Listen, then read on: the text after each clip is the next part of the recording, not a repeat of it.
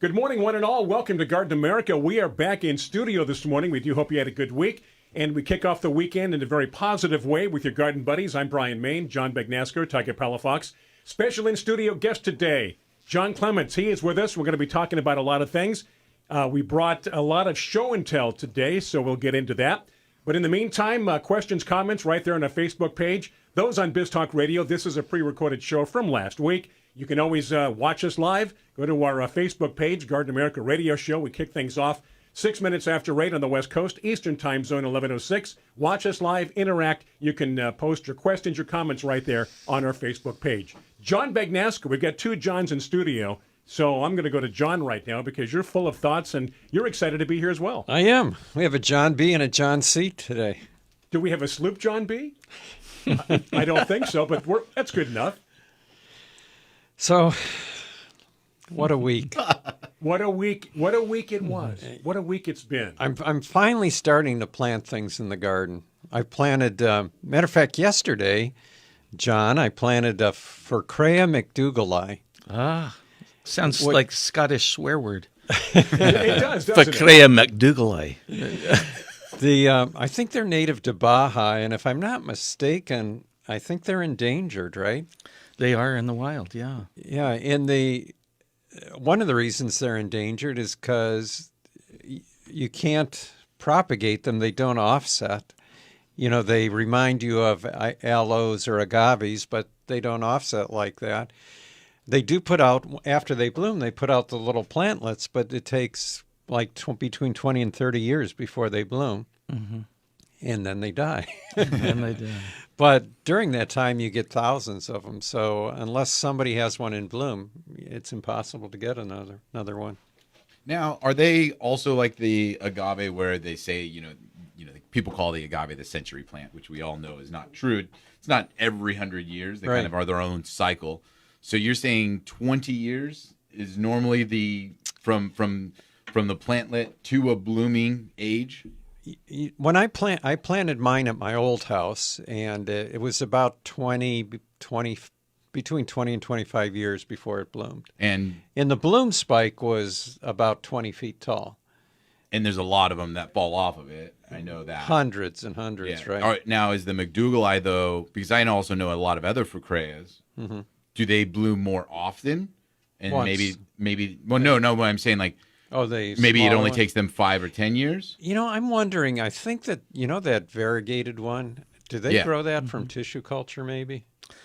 They propagate those typically from seed, also, or bulbils. Do they? And, yeah. Okay. Yeah, and that one of the problems now is that a lot of these are falling prey to the agave snout weevil. And I didn't know they attacked. Oh, yeah. Furcrea mediopicta is one of their favorite foods. Oh, wow. Well, that's something to watch out for. But does that variegated one bloom sooner? Do you know? It does. Yeah, it does. Yeah. Okay. That one can maybe bloom that's in why 8 it's to not 10 so years. rare. You're right. Okay. Yeah, McDougallii is far more rare. Got it. The McDougallii it forms a trunk. And so the plant itself is about, I would say, 15 to 20 feet tall. Yeah. Mm-hmm. And then you got the bloom on it that's tall also. And you really need to have it in a spot like where, John works at the San Diego Botanical Gardens where it can bloom and it can be seen, because having that bloom in your yard usually because we do landscaping, and when agaves bloom, they're like, oh, it's kind of cool to begin with. Right. And then after it reaches 10 feet and looks like it's going to topple over on their house, they're like, I think you should cut it down. But in the gardens, it's wonderful to see those huge spires, whether it's an agave or Furcrea or other things just out there in the garden, huh? Oh, yeah. Big trees, just big plants in general. They're so cool to have it in a space where they can have room to expand. Most people overplant their home gardens. Far too much plant, not enough negative space. Yeah, true. So, yeah, I mean, that's going to be fun for you because you have all that acreage right there. Do you have it right next to the house? No, I put it on African Hill. Oh, okay. It's where a lot of native African plants are growing. John's setting his house up like the San Diego Zoo. You go down Tiger Trail. Wow. Into all the plants are tagged. You know the names, so on and so forth. Tiger Trail at my house, though, is all the plants that Tiger's given me for Christmas. Yep, exactly. Lots of plumerias. No.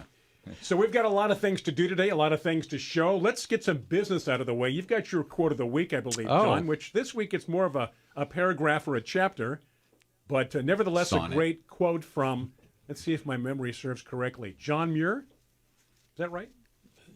Your memory did serve you So that's correctly, three Brian. Johns now we're talking about this morning. Goodness. Oh, God. Overloaded today. You need a scorecard in order to keep us straight, right? Right. John Muir said that I wandered away on a glorious botanical and geological excursion, which has lasted nearly 50 years and is not yet completed. Always happy and free, poor and rich, without thought of a diploma or of making a name, urged on and on through endless, inspiring, godful beauty. John Muir. I was there in his forest years ago. His woods. His woods, his woods. Yeah. His woods up Northern California, just Just north across of, the bridge, right? north of San Francisco. Yeah. Absolutely. Okay, so that said, what else is going on this week? John said what a week it was. How about your week? How was it, Tiger? Interesting week. You know, I went to an area. I don't know if you guys have ever been to this area up near Temecula, and I guess this would be west of Temecula in the mountains called, it wasn't Santa Luz. Man, the name was on the top of my head, tip of my tongue just a second West ago. of Temecula. West of Temecula in the mountains there. That's Duluth. Duluth. That is Duluth. Right. Duluth. Right. Okay. Have you ever been there? I used to live there. Yeah? Yeah, I That lived is a there for really- 3 years. That is a really cool place. It's What up. did you discover? Oh, I had to go to a client's house in the middle of nowhere off of a dirt road, past like everything else. But what was it that just made you go, wow? Well, you're up on top of, I mean, would you consider those mountains that are the Duluth area? Well, you can tell Temecula's a valley when you're in Duluth. Because you could see everything Right. when you're up there. Right. And then continuing west from Duluth, because I imagine you're on this spine of a mountain, because you can see the Temecula Valley, but then Right. you can also see, what would that be? Oceanside Valley area? Yeah. Yeah, Oceanside Yeah. on the other side as well. Camp And- Pendleton. Okay, yes, that's what it is. And you're up there, and it's absolutely beautiful. And then there's huge, beautiful properties, marvelously landscaped. And then there's also like very natural, like almost like Right. Frank Lloyd Wright, where they built the home to not stand out but look like it's part of the mountain, kind of a thing. And I don't know, it's kind of cool. I'd never been there before, so it's an interesting place for me to go to this week. I lived on 40 acres there for 3 years when the When kids was were that? little. What year? Because Let's I see, all I Joe know would is, have is been- Fallbrook is all I know. Jesse was born there, I think. So maybe he was younger, 2 or 3, but the kids were only like 6 years old, 7 Yeah. years old. Man, back then there must have really been nothing out there, because there wasn't a lot there. We used Yeah, to this week. to get to our house. We would have to drive through a creek. I mean, literally, cross it. And in the winter, if it rained too much, you couldn't get across. Yeah, you just hung out. Yeah. Yeah. Towards the end of our stay, they built a bridge, and so we could cross the bridge. Oh wow. But that big rain we had, was it 82? Something like that. I was one. Yeah, the early 80s we had a On the severe way weather. out there was they called them Arizona bridges, where instead of the water going underneath, they'd flow over the top. They had a marker on the side, so if the water was coming over the bridge, you could tell how deep You it would was. know. And the first 2 years we lived there, water never went over the bridge. And the marker went up to 6 feet. So you're wondering, how deep does the water ever get? Well, that year that rained, I went to go home and I couldn't see the marker anymore. So Yeah. that was to Goodness. give you an indication if you're driving in your car, not Yeah, not to yeah. go So over the bridge. it was over 6 feet over the road, and trees were flowing downstream. Goodness. It was a week before I could get home after that rain. Wow. a week. A week. Fortunately, Shannon That's what he told Shannon. Yeah, that's right, exactly. fortunately she had gone shopping that afternoon, so her and the kids just made cookies. She had provisions. Stayed home. Yeah. And if you ever get the chance, up on Pachanga Reservation land, Okay. there is the largest Quercus agrifolia, coast live oak, that's Really? in the west of the Mississippi. The thing's about 1,500 years old, and it looks like it's as wide as a city block. Wow. They call it the Great Oak, and it's on the ranch land that used to be owned by Earl Stanley Gardner, who wrote Perry Mason. Yes. Yeah. All the Perry Mason So, stories. All the Perry Mason stories. So now I know where Pechanga Casino is, and I think I've been on the reservation there. Have you been on there? I have been. It's so worth. so you have to if cross through like a toll booth, and then when you to get on the reservation, and then you get in there. And where is the oak? It's Is it, like, back in the hills, southeast of there, and Okay. you can't just show up and Right. go. You have to arrange it through the tribe, but it's hard to do. But if you ever get the chance, they consider it a sacred oak, and it's absolutely impressive. Because that is, it's not like I've gone to the other Indian reservations before in Right, San Diego. right. I had to go to this one for another client, and I show up, and there's a booth that you check in at with rangers, and they go, "Oh, where are you going?" And I go, "Oh, so and so's house." And they're like, "Oh, yeah, follow me." And I'm thinking like, "Oh, I got my Google Maps, I'll just be able to go." Get No, the no, escort, huh? there is no street names, there is no roads. If I did not have this escort, I would have been lost for sure on the reservation. Off the grid. I would have been off the reservation. Wow. John brings up a good point, though. Remember how impressed we were in England at the age of some of the trees? We don't see that here, because the trees, especially Southern California, where there really weren't any forests, the I was trees just impressed by aren't the that age old. of the trees in Italy when we went to that. Same thing. What was that? The aqueduct, the Roman aqueduct, Oh, the olive trees that were over 1,000 over years 1,000 old. years old. Yeah. And then they tell you, and you're looking at that tree, and you're like, "Wow, you've seen a lot." Yeah. My family, my parents are traveling in Ireland right now, and my dad was talking to a garden center owner there. He's like, "Oh yeah, we have a nursery in San Diego. It's over 100 years old," and he just laughed. Like, "Oh, you Americans, that's not Everything old. is new, right? That's not old." It's like the church. There was a church we were doing a hike when we were in Italy. These gardens, and they said, "Oh, that church down there, it was built in 1200." And John said 1200 what? But yeah, it's just amazing the history. yeah. So you bring up a good point. Like you Americans, 100 years old is like a drop in the bucket. Yeah. When you have no history. Yeah, that's cool. I didn't know that they had that oak out there. That's amazing. I mean, to survive all those years through fires, through everything else, that's pretty amazing, especially in California. Hey, quickly back to Duluth for a second, Tiger. I don't know if you knew, but there were orchards up there of mangoes and other subtropical fruits like lychee and longan. Okay, yeah. And you wouldn't think that far inland that those trees would be hardy, but up in Duluth Heights, I guess pretty much frost-free. We got to take a break real quick to stay on network time. So thank you for tuning in on Biz Talk Radio. Thank you, those on Facebook Live right now. We're going to take a quick break. Coming back, our special guest today in studio, John Clements. We've got a lot of show and tell. Do stay with us. Remember, questions, comments, that's why we're here. That's why we have Facebook Live. So get ready for that. Again, going to take a break. I'm Brian Main, John Begnasco, John Clements, Tiger Palafox. This is Garden America.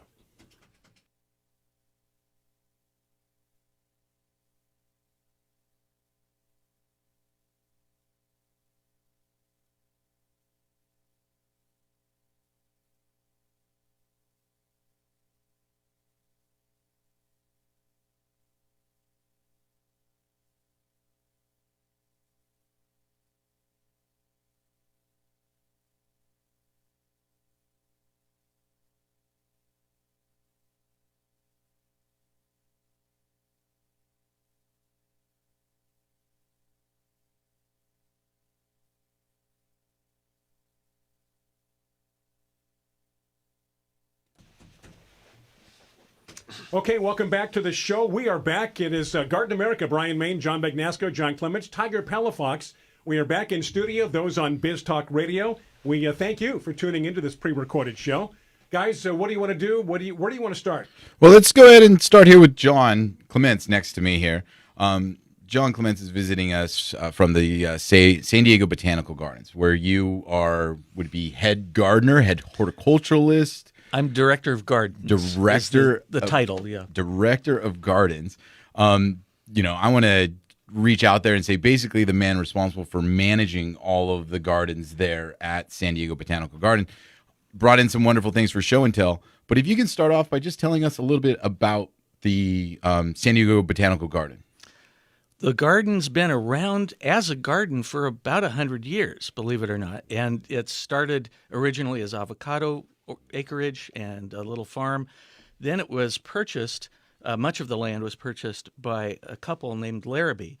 And then Mr. and Mrs. Larrabee, as some of us unfortunately do occasionally, we get divorced and you split the house, you split the land. Well, Mrs. Larrabee got the house, and when she was older, this would be in the late 50s, early 60s, she wanted to donate the land to the county of San Diego as a park. And it was originally called Quail Gardens because it used to be that area was very rural and there were coveys of quail running over all the hills. Now there are no quail left because it's fairly developed. Yes. So you had to change the name. And so the name did change about 10 years ago to San Diego Botanic Garden. It's originally was called Quail Gardens, and that's how I knew it when I was growing up here in the 70s. We'd visit the place. And it's 37 acres. It's really a beautiful place to come and visit and see some very interesting plants, some very large trees that are fairly old. And the garden is getting better and better every year. Yeah, and with your help, I mean, the changes that have happened there over the years. Now, I do want to touch on one thing for people listening. If you, because we've all traveled and we've gone, we were just talking about Kew Gardens and we've been to Great Dixter and all these wonderful botanical gardens throughout the world. But the one thing I will say that Quail does, or San Diego Botanical Garden does, makes it so inviting for children. There are so many areas of the property that are actually dedicated to the kids. Like there's a giant treehouse that they get to almost be like Swiss Family Robinson in, and different other areas. So it's a very good, I see families there just go for the day. Almost as if like that's where you would go for like SeaWorld or the zoo or something. But the kids enjoy it because they get to run around and play too, right? Oh, yeah. It's very inviting for kids. We have some people that I see on a weekly basis. There's one woman from South Africa that brings her grandchildren there, and I sometimes see her twice a week with the kids. And there are 4 miles of hiking trails you can hike on. And we have an outdoor railroad. We have 2 children's gardens, and you're right, there's this fabulous treehouse that's there. And 3 days a week, we have a thing called saplings, where the kids can come and they do art and they do science and they're planting things themselves in the garden. And so kids love to come. And it's probably the best entertainment deal around because a family membership is now, I think it's up to all of $120. Oh, wow. And for $120, you could come every day of the year except Christmas. That is awesome. Yeah. And I mean, you know, the gardens showcasing very unique plants, some of them are rare, some of them are endangered. I know you guys do your fair share of preservation as well.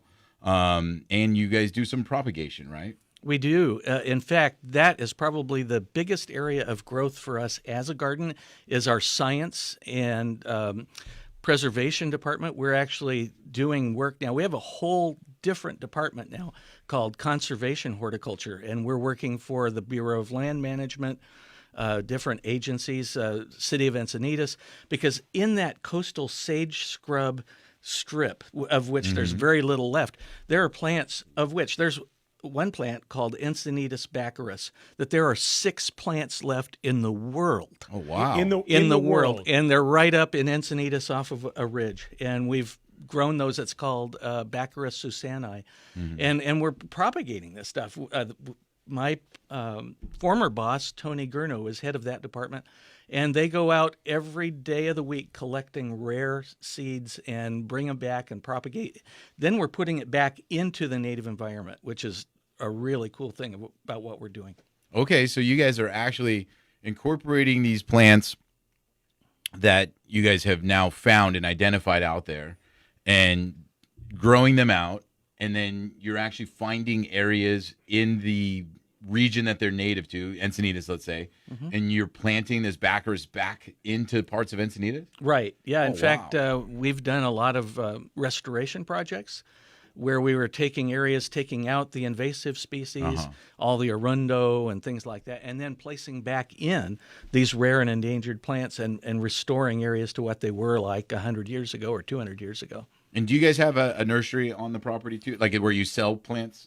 We do. We have a gift shop where we sell plants. Yeah. And we used to have a fall plant sale every year, which was very much anticipated by people. Mm-hmm. That may start again. COVID sort of upset a lot of things like that. Oh, okay.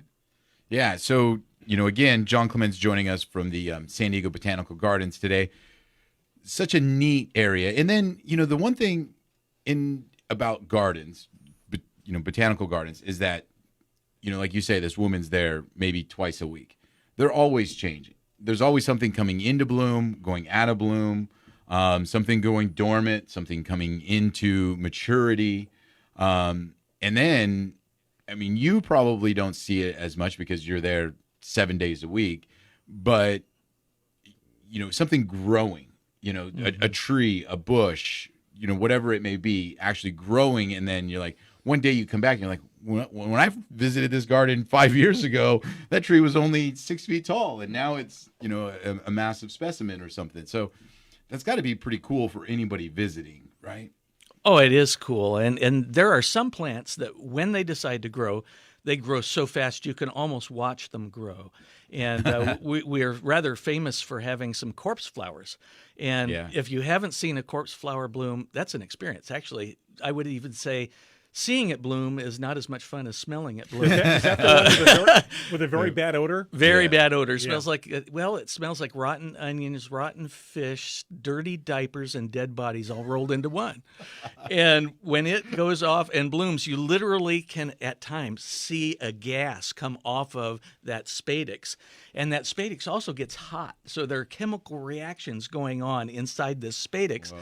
And we have a video that we have posted on our website where we had a laser thermometer, and you could actually watch in real time as the temperature went up 98, 97, all the way up to 107 degrees. And as this thing is literally lighting up on this laser thermometer, then the smell starts. And so there's some... I'm a plant nerd. I just love really cool plants. And that plant, you can literally watch that thing grow. It grows so fast. One giant leaf, and it looks like a big palm tree. And you guys did a few of those this year. We had 2 go off last year. Yeah. So, and how do you guys get those? Is it a seed? You started from seed? How is it that you guys propagate them? You can get them from seed. You can also divide them up from a corm. So it's a big underground corm. Looks like a giant potato underground. Mm-hmm. And it goes completely dormant every single year. And then one giant leaf comes out. It can be 8, 10 feet high and maybe 10 feet across. So when you guys are growing those, you said you had 2. Did you only have 2 going, or did you guys have like 3 or 4 of them, and then the 2 that were the best were the ones that got showcased? Well, we had 2 bloom last year, but I think we have 5 or 6 now. Mm-hmm. One of the things that botanic gardens do with each other is we help each other out by trading plants. And so we have our own big plant swap, and it's called the BGCI, Botanic Gardens Conservation International. So we post a list of extra things we have, and then somebody else will post a list of extra things they have, and we make deals with each other all the time. Okay.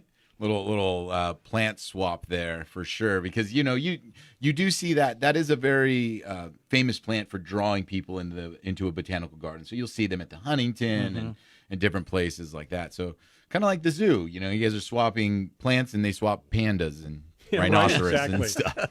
Well, it's nice if you have 5 or 6, because then you can make a bouquet. Goodness. That'd be, man. And so if I remember correctly, when did it bloom? Sorry. We had one bloom the day before Halloween, and then we had another one that bloomed was about perfect timing. Yeah, I was. I think they were fall crazy. bloomers, if I remember. Yeah, they are. So they matched that dead, Halloween kind of thing. Yeah, thematically, the timing was perfect. Yeah. And then we had another one bloom about 3 weeks later. Yeah. And we set a record for our biggest attendance during the bloom of the first one. Awesome. Imagine if they could bottle that smell. You brought up Halloween, like a little bottle, for kids' Halloween parties and coming up to the door to trick or treat. I smell death.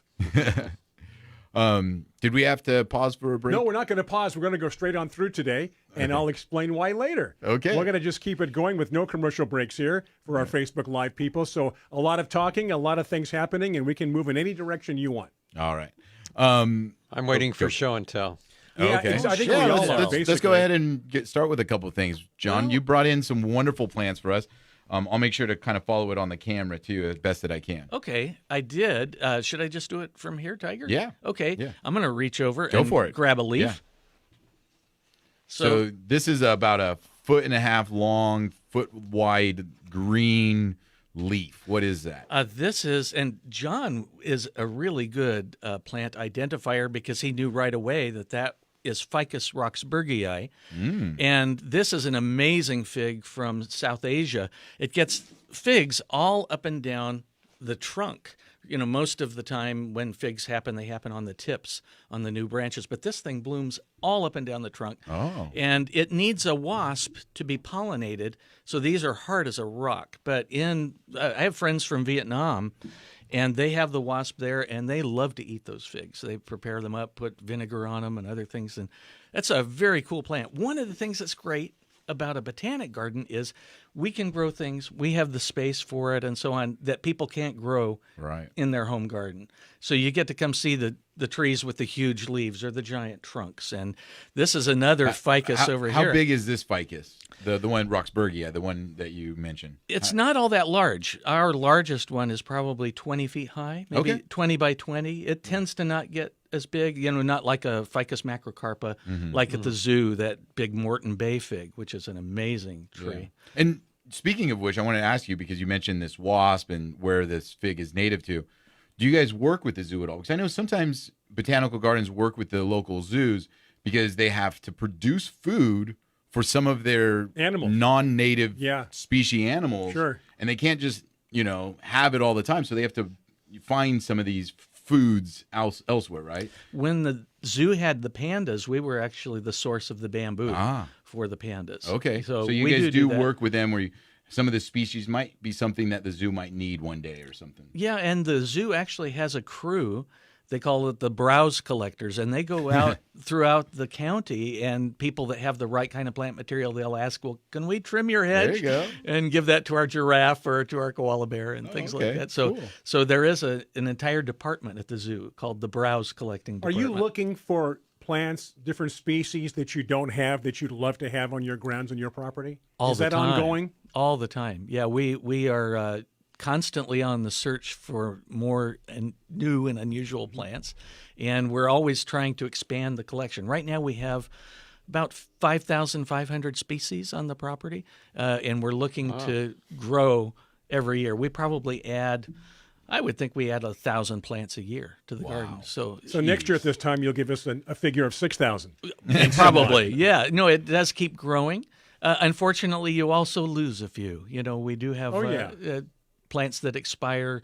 One of the problems for Southern California in general is that there are so many new pests showing up all the time, destroying old trees. Like right now, if you drive around town, you'll notice all those big, beautiful old Canary Island palms.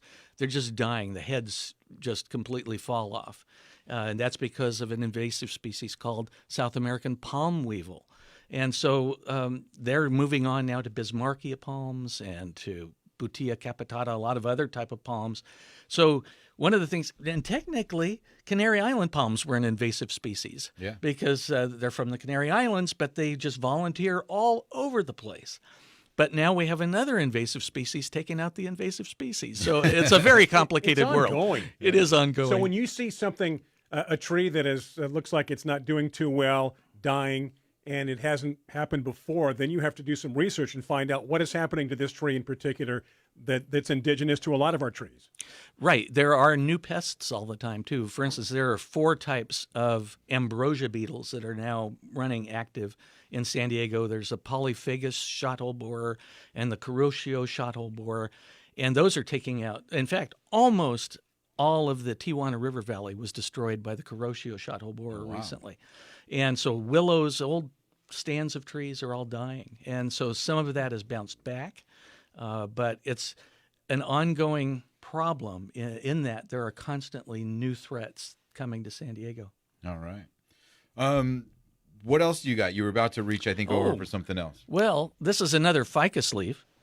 Okay, this is a much larger leaf. This what is that? You know Almost what? 2.5 Three of us feet could long? hide behind that. Yeah, You know, 2.5 feet long, 1.5 feet wide. Adam, instead of just covering his nether regions, could cover his whole body with this one. I think Eve used that. Yeah, For, this from was the the neck down. Eve fig leaf here. Yeah. And that's from Ficus demeropsis. It's called the dinner plate ficus. Oh. And so this is, again, another plant that you're not going to find in somebody's home garden. But one of the beauties of coming to the San Diego Botanic Garden is we have these really cool plants that you get to see. We have got some aroids in our conservatory that have leaves that are 4 feet across and 5 feet long. Beautiful. So, just to see a leaf like that, to me as a plant nerd, I look at that and think, man, that's cool. You put that on a dining room table, then serve your food over it, right in the middle, and it's like. And how big is that tree? I've been looking for that ficus for a long time. Monrovia used to grow it and Yes, sell it. they did. And I haven't been able to find it for the last 20 years. Yeah, so if they're you've got hard one to in get. your plant shop, I'm coming by. How big is that tree? Not terribly They're large. small. They're They're small. So Yeah. these are just smaller, more compact trees, but with very large leaves. But very large leaves, yeah.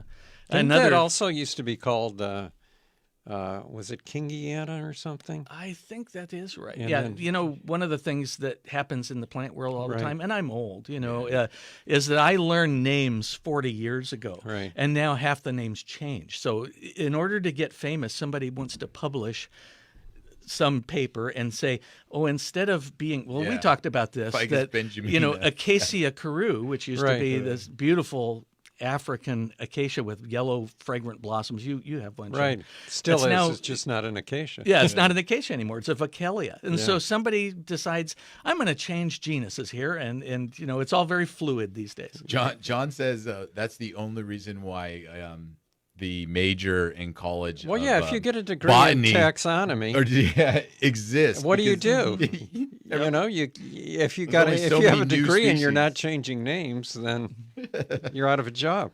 Those watching on Facebook, we see that the perspective of that huge leaf right there in the front of the camera will give you an idea. It's actually bigger than it looks if you're watching at home on It is video. big.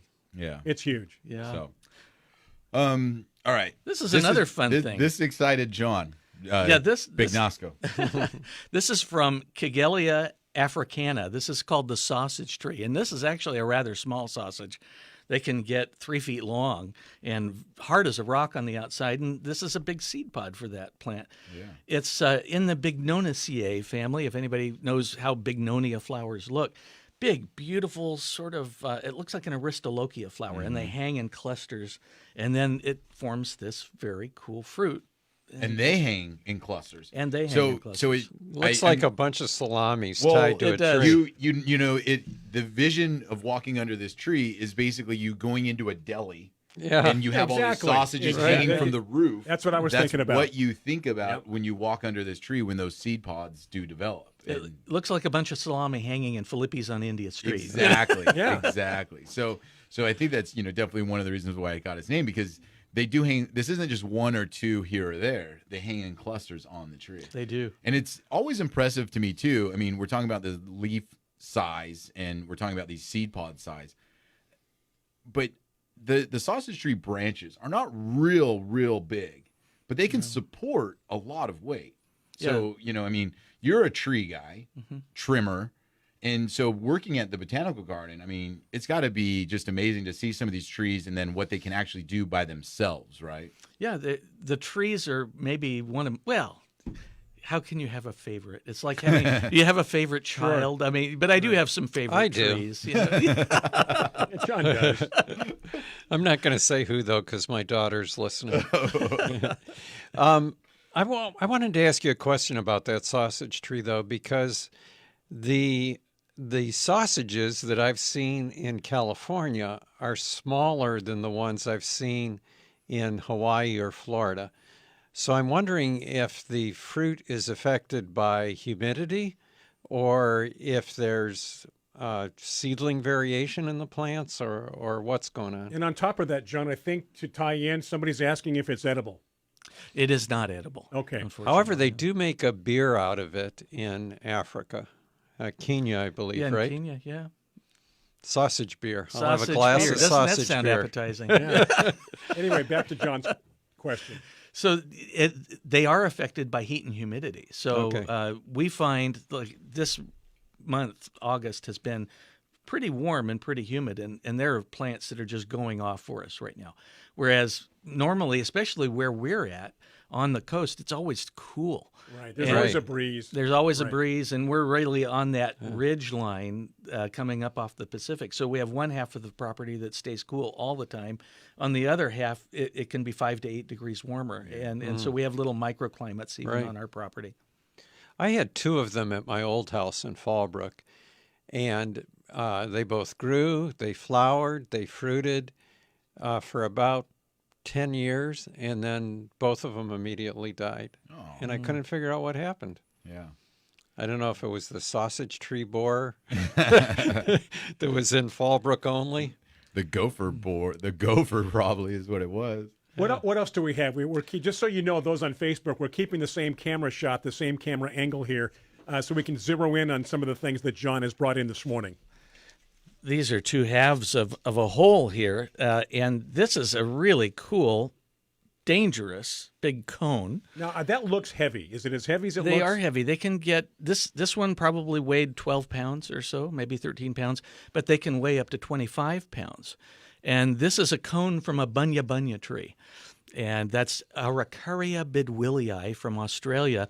And these trees are related to Araucaria, they are in Araucaria.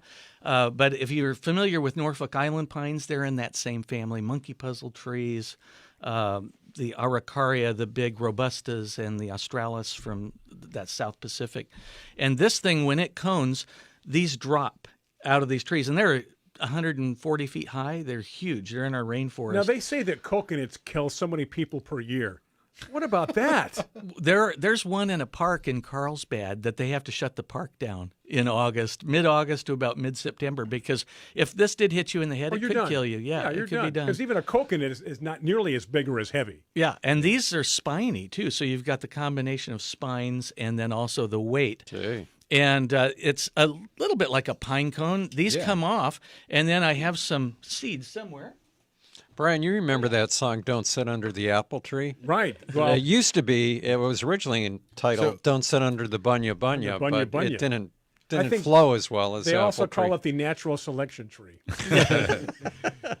Darwinii. That's Uh-huh. So These are the seeds here. They're like a pine nut, basically. This is a conifer, Yeah. and they are edible. So Oh, what's I really didn't know that. fascinating is the natives, the Aboriginals in Australia, they will, even if they were, traditionally warring with each other, it's like, I'm going to kill your family, you kill my family.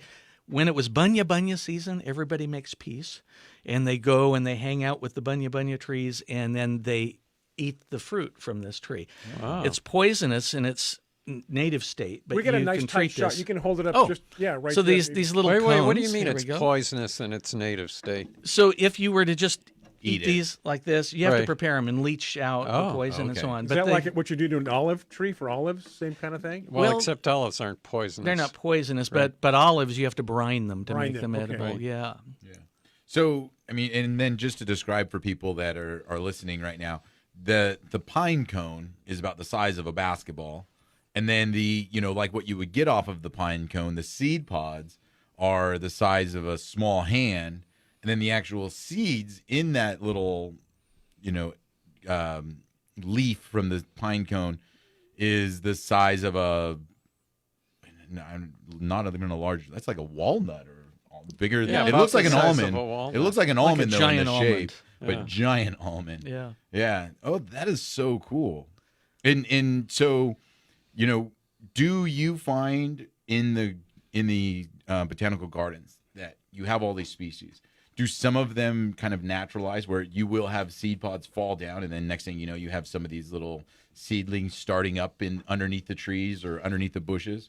We have certain areas of the property where we have lots and lots of plants that, especially, we're on a lot of hills, and on the east end of our property, all the seeds run downhill. And in our New Zealand garden, I'm always finding things that are sprouting. And so one of the trees that volunteers regularly throughout the garden is the quinine tree, Rauwolfia. Gosh, I can't recall the species epithet, but that tree volunteers madly everywhere. Really?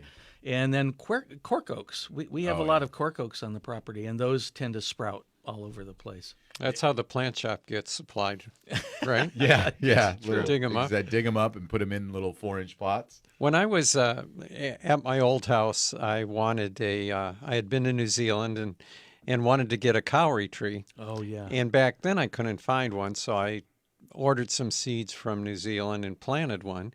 And we lived in that house for 30 years, and before I left, it started coning, and I had volunteers coming up. So now at my new house, I have a cowrie tree that's probably about 10 feet tall that was a seedling from the original one that I planted.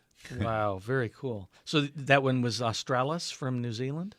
No, it was Robusta. Oh, Robusta. Okay. Yeah. Wow, very cool. Yeah, we have a huge one right adjacent to our lawn. We have a cowrie tree. Uh-huh. And that is my favorite tree on the property. It looks like a giant redwood tree. Yeah. It's absolutely stunning. Well, the redwood forest, the cowrie forest in New Zealand, I guess originally was like our redwood forest because the trees are about the same age, right? Right. Close to 2,000 years. But what was sad to me was the cowrie forest in New Zealand had 6 trees in it. Yeah. It's not much of a forest. One of the real problems with plants worldwide is that we end up with, globalization is one thing that people are moving all over the place, but one of the things that happens with people moving everywhere, they tend to bring diseases and plants with them, insects. So all these ambrosia beetles that we're having problems with, that came inadvertently as really being brought in wood pallets. So, from Asia, they make pallets out of the wood. It lands at L.A., at the Long Beach Harbor. Next thing you know, the pallet is out, exposed to the elements, and suddenly we've got a new pest. Yeah. And so that's happening worldwide. One of the things destroying those cowrie forests is Phytophthora remora. Oh, gee. And so, unfortunately, Phytophthora gets transferred around the world, too. What if we brought everything in through Fairbanks? It had to stay up there for a year before it came could down come here. down. Or El Centro. Yeah, either one. In the desert or Death the extreme Valley, cold, right? maybe. Yeah. So that kind of leads me to my next question on the property, because like we were talking about, you've been there almost 4 years now. So there's a lot of in the garden is how old? Almost 100 years old. Almost 100 years old. Formally as a garden since about 1960. Okay. So there's a lot that was done before you even arrived. What is one thing that you wish they had never planted on the property? Bermuda grass. That ironically, John, we don't have any Bermuda grass Ooh. anywhere on the property. Now, if you're familiar with gardens in Southern California, Bermuda grass is the bane of everybody's existence. It's everywhere. We don't have one bit of Bermuda grass, but what we do have is Nothoscordum gracile. And it's sometimes called false garlic. Okay. In Australia, they call it onion weed. Yes. And that thing has a bulb underground, and you cannot get it out. Oh, gee. And that is a really troublesome pest. And that was unfortunately inadvertently added to the collection, in the 60s. Somebody thought, wouldn't that look cute? Right. White flower. Okay, so somebody did introduce that plant. It's was not like it was introduced. in a 1-gallon pot that someone brought of another plant and then it spread. Somebody thought this is going to be a good plant to have in our... Without knowing the background or what it would do or not do. What it could do. Yeah. And that's just what it is, right? I mean, we talk about this all the time where people introduce, native or non-native species and then they become invasive because they didn't know they were going to become invasive. I mean, we talk about the eucalyptus trees here. Yes. Maybe good thoughts behind introducing them. Sure. We regret it now, Right. Kind of a thing. And so, yeah, that's the same kind of thing that I think you're talking about there. Sure. Well, one of my favorite trees on the property, and if you've ever seen them, they're stunning right now. They're in full bloom, is Spathodia campanulata. And there is either an orange form or this beautiful golden yellow form. And the golden yellow is my favorite. They are so striking. But those in Maui, I stayed up in Ka'anapali, and you look out over the hillsides, and that is just invading everywhere. All you see is Spathodia. And some people would think, isn't that wonderful? I love Spathodia. Except once it escapes, it's just out there. It's not a problem for us here, though, because they don't like frost at all. Right. They are a little bit tough to grow. They want a lot of water. So one of the things that prevents plants from becoming invasive here is they need to have a certain requirement regime, a certain soil, certain amount of water, Right. Yeah. maybe a certain amount of heat, or if it gets too cold, they won't grow. They must like the humidity being in Hawaii as They well. love Yeah. it, yeah. So in Hawaii, it's a terrible noxious weed, but for us, it isn't. Yeah. And Well, we've Go ahead. mentioned before that paperbark trees, Melaleuca, are fine here in Southern California, but in the Everglades, they're choking out the Everglades. yeah. Yeah, along with the pythons. So there you go. Hey, I don't mean to interrupt you, for Tiger, it. but Lenore in Canyon Country asked to spell that tree name, and I think she's talking about the kauri tree. So Let's that would see. be K. It's Kauri. Kauri is kauri, and the genus is Agathis, Agathis. And, Right. and tree is Tree.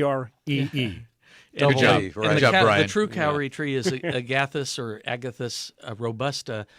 The version that's only from New Zealand is Australis, which ironically, the Australis is from New Zealand, not from Australia.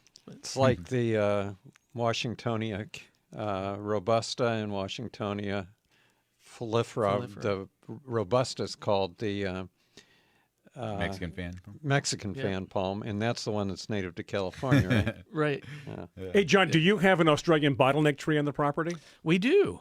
Yeah. And I we've say that got because several. back in January, John gave me one in a pot. Wow. No, not a bottleneck tree. You're talking Bottle about tree. a bottle tree. Bottle tree, I'm sorry, Yeah, yeah. bottle tree. Yeah. Wonderful tree. I love it. It's Yeah. grown so fast. It's different. It's beautiful. People ask all the time, what is that? Yeah. Oh, know? it's one of the coolest trees you can It's very get. cool, yeah. I love it. And it grows very fast. Yeah. John said don't water it, so I was very careful. But my aquarium guy dumped all the aquarium water out when he was changing the water. He says, can I dump this in your plants? I said, sure, not knowing where. I came home that night, and I could see the remnants in the pot of the water and some dirt on the side. And I went, oh, boy, what is this going to do? Well, it took off. Oh, they love it. They loved it. That's what John said. They loved all the water from the aquarium. Yeah, I used to take my water when I would clean out the koi pond and put it on the plants in the garden, and it's like it's perfect Right? fertilizer. It's Yeah, they love it. exactly, yeah. They do love it. And the species Brian's talking about is rupestris, brachiochiton Brachiochiton rupestris. rupestris. Right. Yeah. Yeah, in fact, I just house sat for my friend Ann Sturman, and in front of her house is a beautiful Brachiochiton rupestris with a, gosh, it's probably 3.5 feet across the bottle. It's a beautiful tree. Yeah. I think you have a few other things to show. And John is monitoring the questions, comments on Facebook, as well as myself, so we'll try to keep up on that as well. Sure. Well, I brought a tool. So let me ask all of you guys, what's your favorite weeding tool? Mine is a Cape Cod weeder. That's a good one. Mine is my hand. Oh, very good. Okay. Mine is my pruners. Pruners. Well, And that actually is my favorite tool, not because I was looking at what John's holding, but that's pretty much it looks somewhat similar to this. that, I've had yeah. Cape Cod weeders too. Right. But when I came to the garden, we had a pretty large volunteer force that would help us weed. And I've been, John's been in the business a long time. Tiger's, we're twice as old as Tiger, I think. But but I've been at it so long, I've just developed a line of tools of things that work. And so when I came to the garden, I said, okay, everybody, we're going to have tool tutorials. And here's what you need. And so I brought my single favorite tool. If I could only have one tool, somebody came and said, I'm sorry, I need to confiscate everything you have. So this is like a construction worker, his tool belt. This Things is that from you the have, tool belt. You have to have these. And I frequently talk to garden clubs and groups, and I actually call it a tour through John's tool bag. And this is my number one tool, and this is called a kanaho, and this is from Japan, and it's got this cat claw design. It's really, really razor sharp, but for weeding, you talk about Bermuda grass, this thing you can find the stolen and uproot it. It's so fast. When I started at the garden, everybody used an asparagus weeder or an asparagus fork. If you've seen one of those, it's Right. a long tool with a little those fork are on the end. worthless. They're absolutely worthless. They do nothing. Now, But the Cape Cod weeder I use is similar to that, It but is. I like that this has a longer head, and then it's arched a little bit It's a bit like a cat claw. Yeah. And very, very sharp. And I sharpen my tools every day when I'm working. I'm constantly keeping them really, really sharp. But my goodness, your weeding rate will go up 20 times. And if it's you get very one of these. precise where you want to put it. Oh, yeah. Yeah, it's very, very, very good tool. And so I brought that along to just say, there are new things that you can discover that will completely transform. Now, what's that called if somebody wants to look online to So buy if you one? want to go to Amazon, you can find different models of these, but it's called a Kana hoe, and it's a Kana, Kana hoe. Got it. Might have to. My Check birthday's into in that, huh? October. I think I might ask for one. A Conahoe. John wants a Conahoe for his birthday. Carla in Huntington Beach wanted to compliment John and I about being able to speak Botanese. She says she can't even remember the common names of plants. Oh, you know what's even funny is as I'm looking for a link to be able to post on our Facebook Live for the weeder so people can see and click on it. There's a video that came up on YouTube with John Tooltime and describing how to use the Conahoe? Conahoe Wow. weeder. Right Isn't there. that fun? March Look of at that. March 17th of 2022. You had a video I'll be. right there. And how to use that. We do a lot of videos at the garden, and we used to do more than we do now even, but it's so funny. It's strange to be sort of how do I want to say this? Maybe a garden celebrity. I'll be at Trader Joe's Right, no, shopping I in know. Encinitas, and people come, "Oh my goodness, you're the plant guy!" And well, thank you. And, You so don't it's kinda realize fun. it. Yeah, you don't realize it until people stop you at Home Depot or at Trader Joe's. John, Lenore says that you mentioned sharpening your tools. How do you sharpen them? I really strongly suggest that people go out and purchase a little carbide sharpener made by Corona. It's about $10. You can get it at Lowe's, or you could get it at Site One, Landscape Supply, or Grangetto's locally, or you could get that on Amazon too. But it's what I would do I don't have my carbide sharpener with me, but you just take the carbide sharpener and just run it across the blade. It's not like a file. It's Right. literally just a little sharpening edge, and you do both sides. And then when you want to fine up the edge, you just go very softly over and over. And that's pretty much what I use. People always ask me, where do I get my tools sharpened? I said, I sharpen my tools every day. Yeah. And most of the time, I'm just using that little carbide sharpener. And the nice thing about that sharpener too is, people will see a lot of sharpening blocks, large Yeah. rectangles, and they go, but it's very small, like you say. It's got a little red handle, and it's you're just using the edge of the sharpener. Right. So whether it's a small pair of pruners, a large blade, it's easy to use, and you can keep it right there in your little tool belt. I keep it right there in my pruner sheath with my pruners because, you can do it almost every time you're using your pruners just to give them that nice clean edge. Right. In fact, Corona makes a sheath for pruners that has A little spot a little for it. pocket for the sharpener. Yeah. So I like that's it a when- great one. I love it when you can combine gardening and beer. It's perfect. See, I've been thinking, whenever my pruners get dull, I just get a new Lose pair. them. You just lose them and then get a new pair. But I like the idea of sharpening. Usually when I think of sharpening tools, I picture putting on goggles and a power grinder, and yeah. What you need to do then, John, is if you really don't want to worry about that, you just buy a nice pair of pruners that you invest, hundreds of dollars, and you won't lose them, and you will take care of them. And you will sharpen them. Yeah, and you will sharpen them, right? Because that's the hard thing with pruners is, I usually just get a pair of Coronas, and not that there's anything bad with Coronas. I think they're great pruners, but they're $20, $30. And like you say, if I lose them or break them, or like I said, they're my favorite weeding tool at the same time, I don't feel so bad.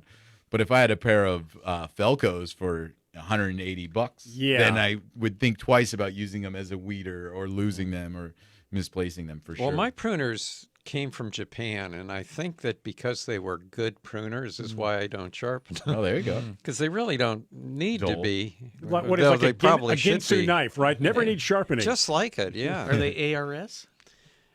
ARS pruners? They were a pair of pruners that Bruce and Sharon bought for me, and they said that they went to the factory and watched them being handmade. Wow. So I'm not really sure. Wow. where they were. They sat in my drawer because they were in a nice box. You know how the You didn't want to take them Asians out? have those cool boxes.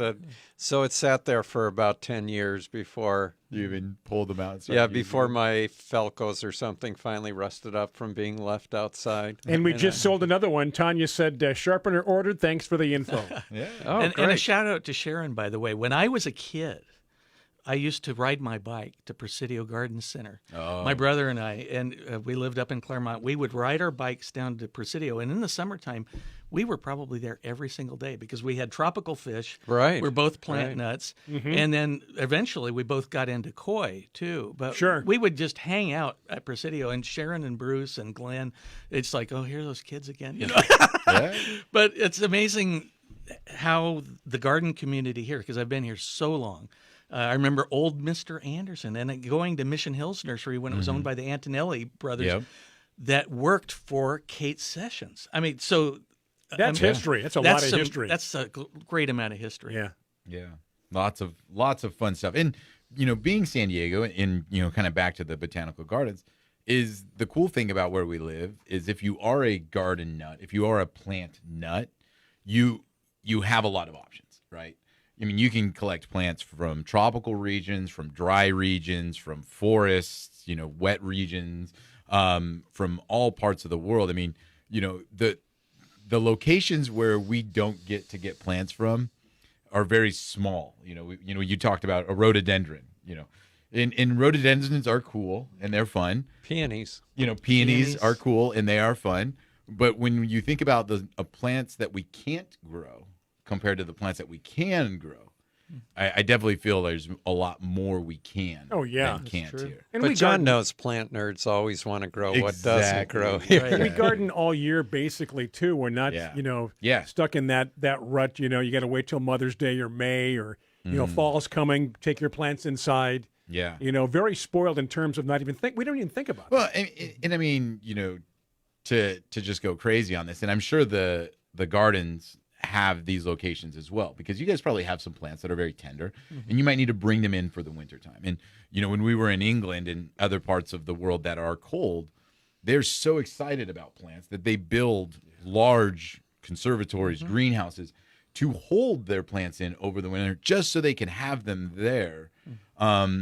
So that's how excited they are about some of these plants that they can't grow in their native areas. The orangeries. Orangeries. For I mean, the citrus. The grows. orangeries Right. in England were better than my house. So, and this was basically a large storing area for those tropical plants. But I mean, like I said though, at the gardens, you guys probably have stuff that hey, it's December. It's time to move these plants inside or protect them, right? Oh, sure. There are certain plants that we have to grow in a greenhouse. Then the other thing that's really curious about San Diego is that you can push that envelope. You can raise a little bit of tropical stuff. Yes. True tropicals, though, where they don't want to go below 60 degrees, it's a little tough. But you can do a lot. But then you can have areas where on one side of your house, for instance, it's warmer, it's sheltered.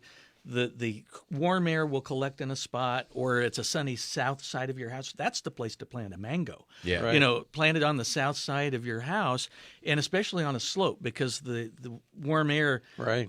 Or the cold air rather, would just drift away. But if you live in a spot where you've got, like I grew up in Claremont, in a coastal canyon, and we'd get down to 17 degrees in the wintertime, and where all the cold air would settle. Well, that's a very microclimate situation. microclimate. There's Yeah, right. peonies. Yeah, that's now. You went to Claremont High School? I went to Mission Bay High School. Oh, that's right. What am Yeah, I? That's yeah. where I went. What am I talking yeah, about? you were a senior when I started as a sophomore. Yeah, That's- Brian was a big football guy and hockey and all that. Well, he knows more about me than I know about myself. Well, you don't remember a lot that happened back then. Yeah, that's right. Who was I thinking Claremont? Somebody else I was thinking Claremont, which was just up the road on Balboa. Right. Anyway, did you have Magnuson as a teacher? Dennis Magnuson? I did. Yeah, Dennis Magnuson. Yeah, and- he just passed away recently. Oh, yeah, no. very sad to hear. But that's too bad. Yeah, we share a lot of the same history from back then. Right. When Pacific Beach was a lot different, Claremont. Oh, it sure was different. Carla says she forgot the name of the hoe already. It Oh. was Kana, K-A-N-A. K-A-N-A. I posted that. Did you video, post too. it? I thought I did. And one of the things I do as director of gardens at the Botanic Garden, You have no idea how much email I get. I get questions from people. How do I grow this? Right. Where do I get this? And I get a lot of queries from people about, they send a photo of their sick plant. And one of the things that's a great resource, in San Diego here, my friend Nan Sturman started a group. In fact, you guys are all in San Diego Gardener. Yeah. I joined Nan kind of helping along with that cause a couple of years after it started. But we started really, it was just people on the inside, people in the business and so on. Well, now we're up to 17,000 members, and it's the busiest group on Facebook. So I always tell people, in your own local community, there is probably a garden group that you can get into on Facebook or my goodness, I am in a Platycerium group. I'm in an avocado growers group, the Proteaceae group. I am in San Diego Gardener. And so the resources we have now are so much more than when I was coming up, where you can Google plants. And, Right. It used to be we'd have to go to the library. Well, in these groups, and good or bad, I think the San Diego Garden group is excellent. Lots of great questions answered there, and they do arrange like little meetups and things like that. They've taken the place of the garden clubs or the societies that had been out there in the past. But it's great because they're reaching way more people than they ever had in the past, and they still do have Don't those. get the cookies though. Yeah, exactly. They still do have those meetups, which is wonderful. But like what you're saying, it's very easy whether you're a novice, because I think that was one thing that was hard too. Is a novice coming in. It took a special person to be able to walk into a building, let's just say Balboa Park, and what is it? Building one. What do they call it? Oh, everything happens in 101. room Room 101 At the Prado. At the Prado. At the Prado. Room 101 at the Prado is where every society meets. Yep, Plumeria, no matter Rose, what it is. whatever it is, right? And it really took a special person as a novice to walk into that room. You're interested in plumerias, and you go there, and you're talking to someone that's been growing 500 varieties of plumeria for 40 years, and they spit at you when you ask a question. Yeah, and you're like, well, should I water it three times a day or what? And but going online, it really breaks down those barriers, and then you can ask those questions, and you can even look at past posts that maybe answer your question before you even have to ask it. So yeah, wonderful groups online, and good suggestion for people that are interested in plants and being able to look for local. Because the other thing too is local. It's one thing, we talk about this all the time. I mean, a lot of the magazines for gardening are all East Coast based. So finding local Southern California information is sometimes a challenge. But going online, you can find that society, that plant group in your region, which is pretty spectacular. I don't think it's active anymore, but I used to be a member of Friends of the Fig. Really? Yeah. Yeah. It was an old gardening group from the 60s, I think. It was banned. Hey, Sounds one like of a our band. listeners said that even though my birthday's not until October, they just bought me a Hana hoe. Yeah. And it should arrive tomorrow. Beautiful. That's very cool. That's very nice. So any other listeners that want to get me a you present. are loved, John. I think that one is also vying for the favorite child spot right now. Yeah, I as think well. so too. Yeah. She did say which child is Right. the only one watching your show right Well, I'll tell you today. Today she's number one. Probably tomorrow too when the hoe arrives. now. Yeah, exactly. Did you bring anything else, John? I think that's it. Yeah. Did you talk about that seed? I can't see it. What's that? Oh, this. Well, this is An artichoke? It's a fake artichoke, yeah. this is the fruit from the Ficus demeropsis. Oh, okay. And it kind of looks like an artichoke. Wow. Yeah. And does it unravel? Does it open up as well? It does slightly. Does- It'll open just up slightly? slightly, and then it will harden off and just plump up. Okay. And John Bignasco brought in a tree as well. Well, that was in the newsletter, and I Yeah. brought it in just because I thought the San Diego Botanic Garden might not have one, but they have everything else. But I did bring it in for John, and that's Thespesia garciana, Oh, it's a bubblegum tree. Stop it. bubblegum tree, or Brian's favorite name for it is the snot apple. Snot Yeah. apple. Wow. Well, now look, it's interesting because those that do get the newsletter would have read all about that because John had an article about that in the newsletter this Right. week. All its properties, what it does, and it's a very interesting tree. Are you familiar with it? I'm not familiar with it. Well, it's called the bubblegum tree because it produces a fruit that has kind of a mucilaginous interior. So they call it kind of a snotty substance, right? Right, but as you chew on it, Technical it term. develops the texture of bubblegum. So kids in Africa, Chew on it. are attracted to that tree, and they sell it, at the roadside stands. There's other things that it does too, which we'll talk about off the air. And it does, I'm trying to think now, it might be in the hibiscus family. What is hibiscus malvaceae? Malvaceae. Yeah, it looks like it. It does probably have is. It has that kind of that type of flower. The too. leaves have an interesting texture too. Yeah, the leaf almost looks like Lavaterra bicolor. Yeah. Sort of that shape. Yeah. Tiger and I thought the same thing when Yeah. John brought it in this morning. Yeah, exactly. First thing that came to mind. Um, I think we're caught up on the questions. Those I on think we're- Facebook Live, if you got a few more, let us know. yeah, I think we're caught up on most of the questions, and I think we're caught up on a lot of the show and tell. Did you have something? Well, Dana wanted to know if when I was belonged to Friends of the Figs, if we attended the meetings wearing fig only leaves. fig leaves. Yeah, yeah. It's funny, Dana. She's a funny girl. Hey, Tanya's got a question. John, you want to read that one? She's curious. She says, why is it Botanic Gardens and not botanical gardens? Is there a difference in the meaning? There really isn't. In fact, they're pretty much used interchangeably. Yeah. You'll hear. I think so. Yeah. I But think we I could would be say wrong. I would say botanical. I'm just used to saying that. Botanical. Yeah. San Diego Botanical Gardens. People often ask me too whether it's horticulturist or horticulturalist. In that case, it is horticulturist, not Right. horticulturalist. Right. What events you mentioned, and this was off air, and this is something I think really exciting because this is coming up in the wintertime for the gardens.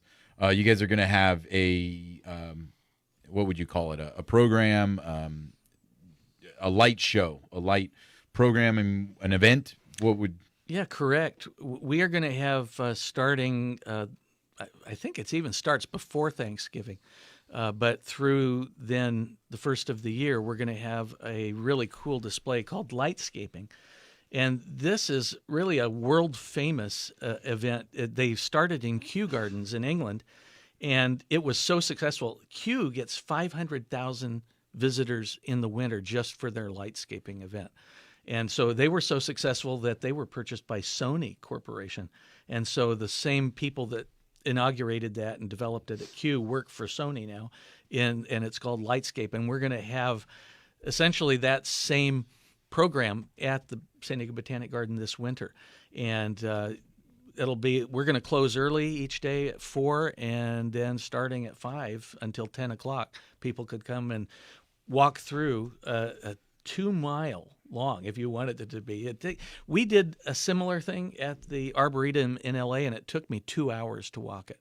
Yeah. And it's a spectacular This thing. is It's really lighting beautiful. up your garden at night. This is what Right. you can do to enhance the evening, the darkness, and bringing things to life. Yeah, so there's maybe my favorite thing. There were two that I really liked. One, it sort of looked like something out of King of Thrones or Game of Yeah. Thrones, Game of where Thrones. it was like this giant Viking funeral with fire in the garden. You know? Ooh. So we're going to have that.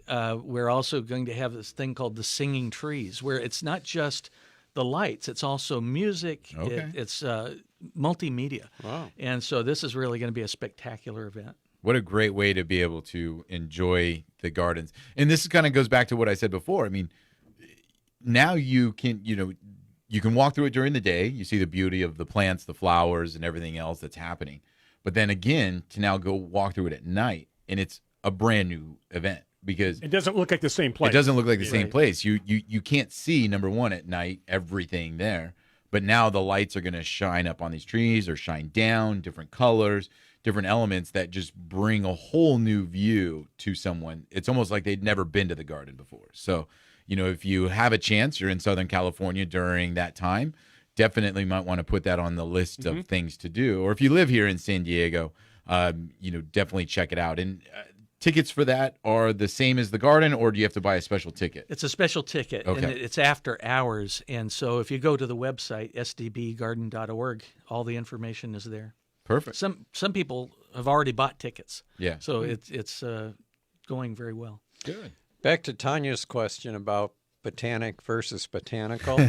John mentioned that both were correct. But Google does say that botanical's more common in the 21st century, and botanic was more common in the 20th century. Oh, there So- you go. And what century are we in We're in currently? the 21st. Okay. Yeah. Although it's still 20th century Fox. It's not 21st century? No, which I don't quite understand.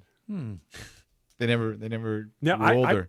I remember in 2000 we thought, oh, they're going to change it. It's going to be 21st century Fox. Not 20th century. That's who we are. They need to do the updates. Yeah. Exactly. But planes didn't fall out of the sky either that New Year's. They thought they would New Year's Eve of going into the 1999. Y2K? yeah, exactly. Y2K, exactly. Hey, I have something interesting to kind of tease our listeners with coming up. I can tell people about this, right, Tiger? Yes. Coming up the 30th of October is going to be a combination rose show and auction sponsored by Mission Hills Nursery. And it's going to be held in Oceanside. And a special event is going to be the 94th birthday of Marion Ross, Right. Happy days for those. who was the mother you know. for Happy Days. And Marion just had a rose named after her, which will be in the auction. And she's going to be there celebrating 94 years. Hopefully. We're planning on it, so mark your calendars for that. We plan on having a birthday cake, singing Happy Brian. You'll lead everyone in Happy Oh yeah, Birthday. absolutely. You bet. I can't wait for that. You mentioned Earl Stanley Gardner earlier. Perry Mason. Watched a rerun of Perry Mason a month ago, and Marion Ross was one of the guest stars. Wow. A very young Marion Ross, probably circa 1957, 58. Wow. Now, when the- you're 94, every day is a question mark. That's right. That's right. I feel that at my age now. But one of the things we do with the rose auction is we try to preserve the genetics of roses in danger of extinction. And even though botanic gardens are mainly species, to me, rose varieties are like living works of art. You know, you have artists that create with paint or stone. I think that breeders create with living organisms. And a lot of these are disappearing. So that's one of the things we try to do through the auction. When is your list coming out? Janice wants to know. We're working on it today, and I hope within a week we will have it out. People like that early little peek because they want to know what to bid on. Well, we do allow online bidding too, so we do ship around the country. Yeah, so those watching on Facebook that don't live in San Diego, you can still take part, right? Oh yeah. Yeah, absolutely. And we can Yeah. talk more about that as we get closer Sure. to the auction. Yeah, I just thought it was cool that Marion Ross would be there. Yeah.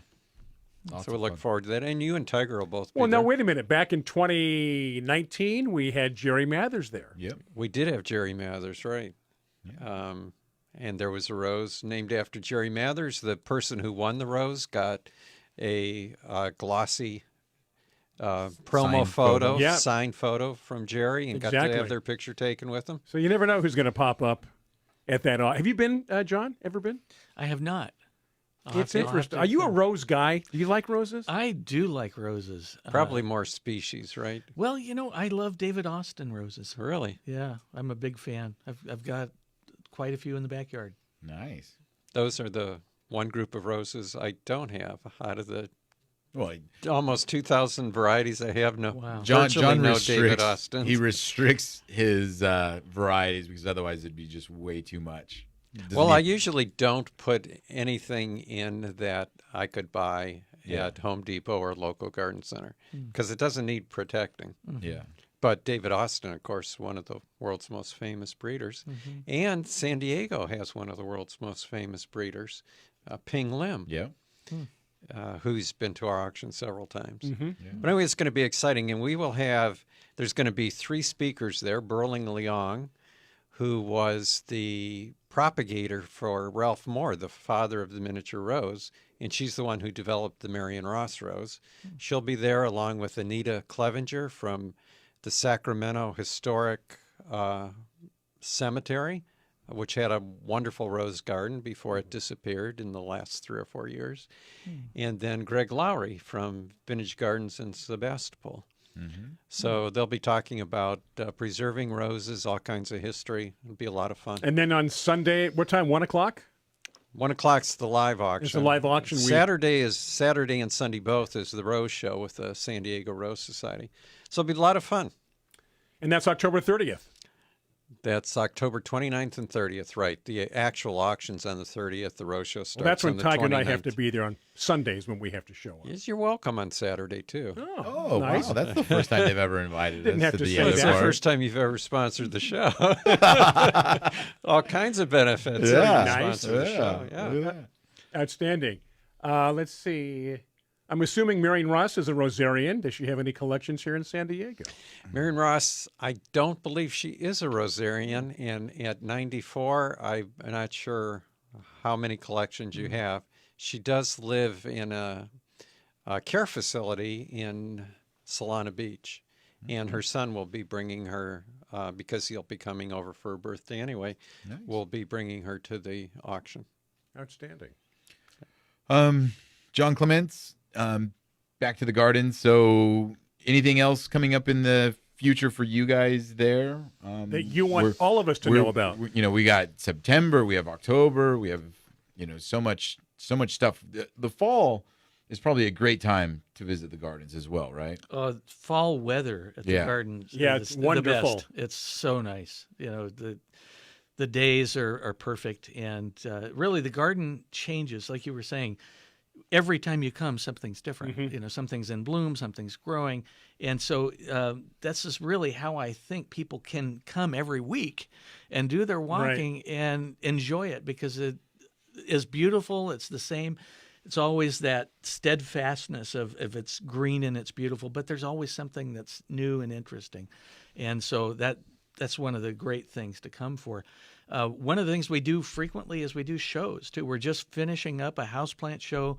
We did a bromeliad show last year. We've done orchid shows every single year, and we do it in our conservatory. And when those happen, I was a orchid breeder for a long time, and you go to orchid shows, and you just got plants on tables. They're beautiful.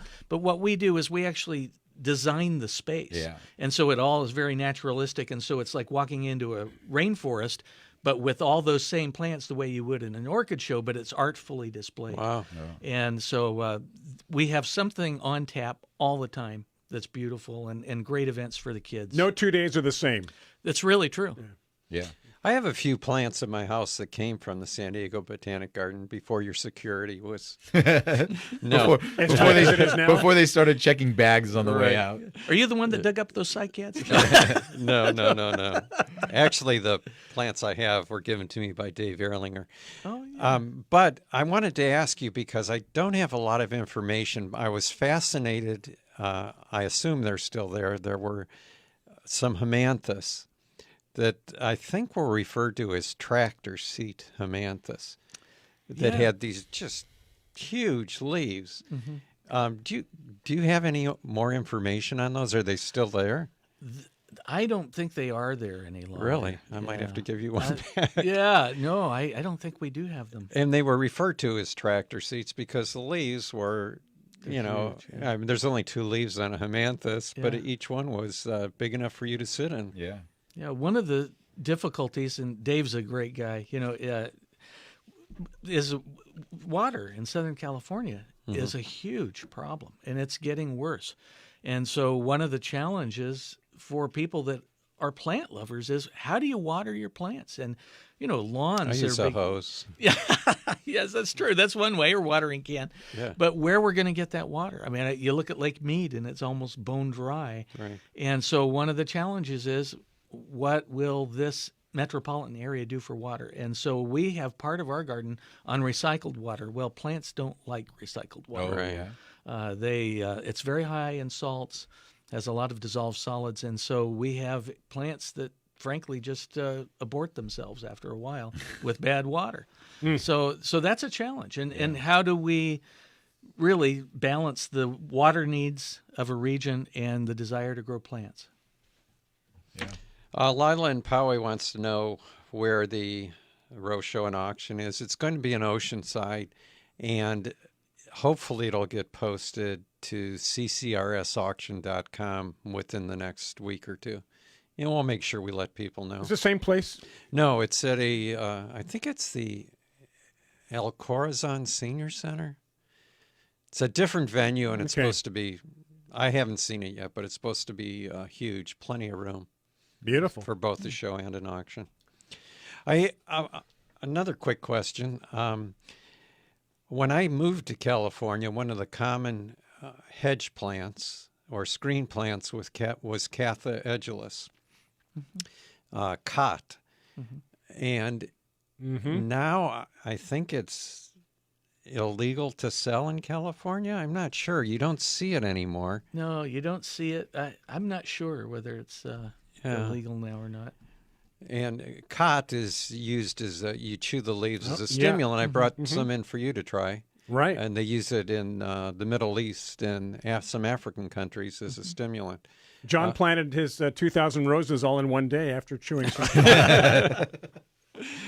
But the plant I have Dave gave me some cuttings from the ones at the Botanic Gardens, but that's something else that you'll see there is plants that used to be very common in Southern California. Now you don't see anywhere. Yeah. Right. But you can go to the Botanic Garden and see things like that. Yeah, plants have fashions and fads. Yeah. And it's a little bit like the whole houseplant fad. I think that's peaked and is probably going down a little bit now. Where We saw it in the 70s, big time. Yeah, oh, yeah. And then a resurgence recently. Right. Yeah, where people are buying, they have to have a variegated monstera or something, or Thai constellation. Yeah.